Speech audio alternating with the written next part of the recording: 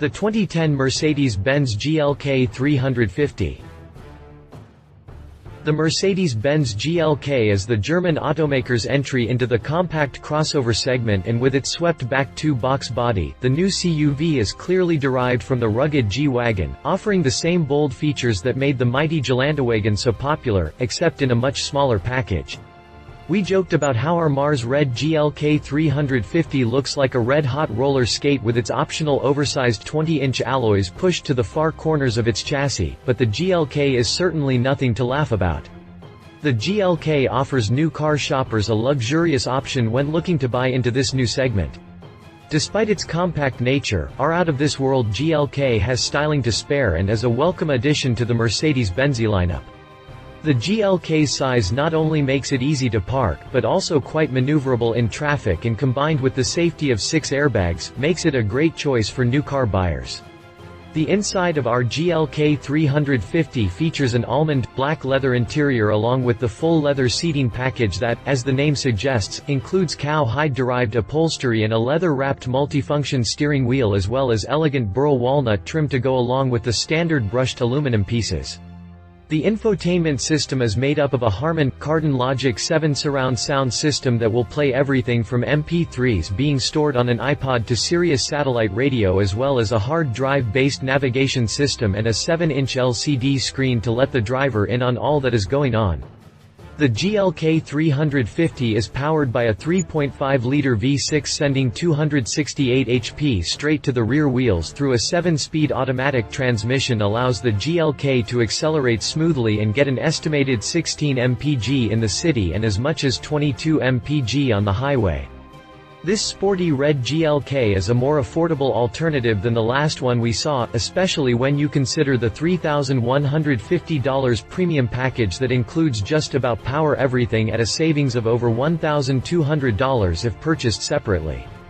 Tack on a very reasonable $970 for the brushed roof rails and plus-sized wheel and tires amongst a few other items. This $34,600 GLK added up to a nicely equipped $45,645 premium CUV. Continued after the jump. Exterior impression. The Mercedes Benz GLK looks like a miniature version of the German automaker's mighty Geländewagen. The smaller crossover commands a similar presence as the Austrian Army's favorite fast attack vehicle, except that where the G Wagen is at home storming through a forest, the smaller GLK is sized perfectly for the tight narrow cobblestone-covered streets of Europe. However, unlike the fully loaded chrome-clad bright white baby Benz that previously graced us with its presence, this GLK looks more like a red-hot roller skate. You would never imagine just how much a Mars Red color change and a few less shiny bits, like the lack of running boards, could completely transform the character of the compact crossover to create a sporty CUV with its 20-inch rims pushed far to all 4 corners and the swept-back two-box body make it hard to deny the roller skate similarities. Every aspect of the new CUV looks cute. The flared fenders bulge out, but not too much. The front end is bold with its squared-off edges, but the ridiculously oversized emblem takes away whatever ruggedness the Mercedes-Benz design team intended. The GLK has the presence of a much larger vehicle, but fits into a footprint not much bigger than a Ford Focus hatchback. The GLK is one of those vehicles that look good from above thanks to the oversized sunroof. Just like on the S-Class, the German automaker went the extra step to make their vehicle visually interesting from more than just the conventional camera angles. Our GLK's optional 7-spoke rollers were well worth the upgrade, and as part of the sport appearance package, you also get the brushed aluminum roof rails that make the GLK look even better from above, while the sparing use of chrome trim cleverly breaks up the out-of-this-world paint scheme. Interior impression. The inside of our MB GLK 350 was everything we have come to expect from the German luxury car builder. From the way you sit upright in the firm almond black leather-wrapped interior and grab a hold of the multifunction steering wheel makes you vertebrae align perfectly, almost as if a posture specialist had a hand in designing the interior of the GLK. The materials used are nothing less than exquisite, like the burl walnut trim and especially the use of brushed aluminum on the dash and doors. The design team from Germany did an excellent job of making the driver feel comfortable inside the GLK, surrounding us with a set of straightforward controls and a fine combination of upscale materials. The center stack integrated all of the vehicle's infotainment features like the command system hard drive-based navigation, Harman Kardon Logic 7 surround sound radio system with iPod, MP3 and Sirius satellite radio capabilities and Bluetooth wireless telephone connectivity. However, the pièce de résistance was the 7-inch LCD screen at the top that serves as a display for every electronic amenity. The shifter was comfortable in our hands and moved through all 7 forward gears smoothly. The placement was perfect, right where your digits should be resting. That also made the little knob just behind the shifter our best friend when behind the wheel, allowing the driver to control the multi-function display as well as tune into whatever radio frequency they desire. However, it was a bit of a pain that it couldn't adjust the volume. We found ourselves constantly flicking our wrists back and forth from the ergonomic armrest to the center stack in order to hear the music. However, we could have just used the controls mounted on the steering wheel. The view from the backseat was almost as nice as up front. The German design team delivered a dual-glass sunroof which goes a long way towards opening up the compact GLK's interior, and unlike the last time, the front buckets didn't have the gaudy set of TV screens hanging off the back of their headrests, which smooths out the look of the GLK and goes a long way towards cleaning up the interior. The automatic tailgate is a nice touch. It effortlessly opens up the more than adequate storage space behind the 60/40 split rear seats, and we were pleasantly surprised to find that underneath the trunk mat, Mercedes has included a large removable storage tray and more tools to work on your GLK than any of their owners will ever find use for. Driving impression. The GLK 350 was powered by a 3.5-liter V6 just like the unit that came in the 4MATIC version we tested previously. However, unlike Mini Pablo Escobar's four-wheel drive Mercedes, the roller skate strictly sends power to the rear wheels. As most sport utility owners won't ever take their vehicles off-road, it shouldn't be an issue. This does mean that the power plant can send all 268 HP and 258 pound-feet of torque to the drive wheels more efficiently. One of the drawbacks to owning such a heavy CUV with a potent power plant is paying the gas bill. Our 6-cylinder GLK was a bit thirsty, consuming an EPA estimated 16 mpg in the city and average 22 mpg at highway speeds. The GLK behaves just like you would expect a Mercedes Benz to. It's luxurious, comfortable and fun to drive. While the GLK does feel a bit heavy behind the wheel, it does so in a way that lets you know that the GLK is a solid vehicle. The compact GLK's small size helps it to get in and out of traffic efficiently and is guaranteed to leave a smile on your face despite how manly you may want to be. The compact nature of the GLK is also one of its drawbacks. It would seem as if the Mercedes-Benz designers didn't intend for people much larger than 5 feet 6 inches to fit behind the wheel. Measuring in at just under 6 feet tall, we managed to squeeze in just fine. However, there wasn't much room to spare.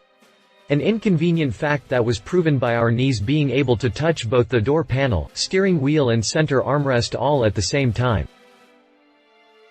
Why to buy? While we would like to report that the Mars Red finish was enough to emasculate the compact GLK, it is still what we would call a chick car. So if you dream of being Samantha from Sex and the City, then the GLK is definitely for you. The premium CUV is the perfect choice for any woman looking for a bit more luxury from their day-to-day driving experience. However, Mercedes-Benz might just have another market in mind, Europe. With narrow streets and parking being an issue, the GLK offers all of the amenities of a full-size luxury limousine in a package that takes up about as much real estate as a Ford Focus hatchback.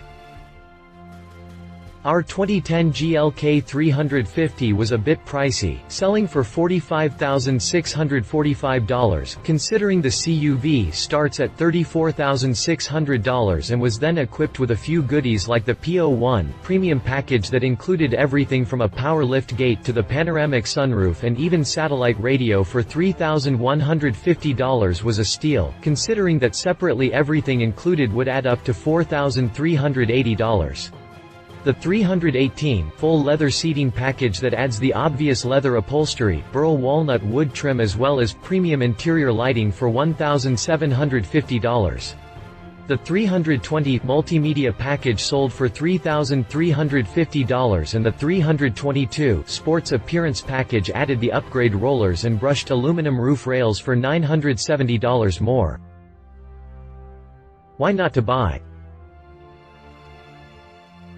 Full-sized females and plus-sized models need not inquire. Getting in and out of the GLK might be an embarrassing act to pull off in front of the valet at your local country club if you are larger than the average member of the opposite sex, so stay away. You will be much happier with something like a GL 550 or even a mighty G Wagen to show off to your friends.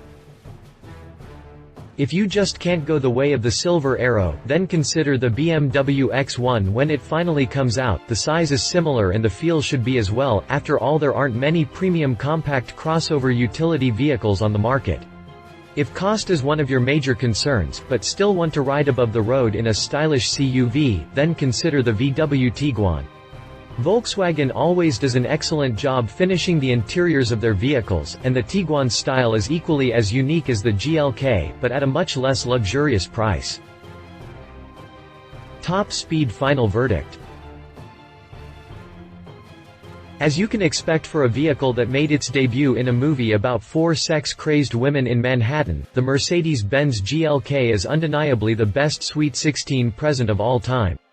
Here at Top Speed we are always pulling our minds out of the tuning gutter, so we couldn't help but think about Brabus getting a hold of a GLK in order to shoehorn in one of their red and black twin turbocharged V12 specials, or see the Rentec Pikes Peak Rally concept actually compete in the race to the clouds. So while the GLK may be better suited for a secretary, just like the original Ford Mustang, it certainly has a lot of potential. Quotes. Perhaps the toughest looking of all the small luxury sport utes, the GLK is loosely based on the compact C-Class sedan and shares its 3.5-liter V6. Slightly less car-like than its rivals, the GLK is still comfortable, handsome, and a bit of a bargain in its segment. Rear-wheel drive is standard, tight rear seat, affordability goes poof. If you're not careful with options, more truck-like than its competition, car and driver, setting a new standard of refinement among the new breed of compact crossovers, Edmunds AC-Class crossover, road and track. If you liked this video, please share your thoughts in the comments below and don't forget to hit the subscribe button.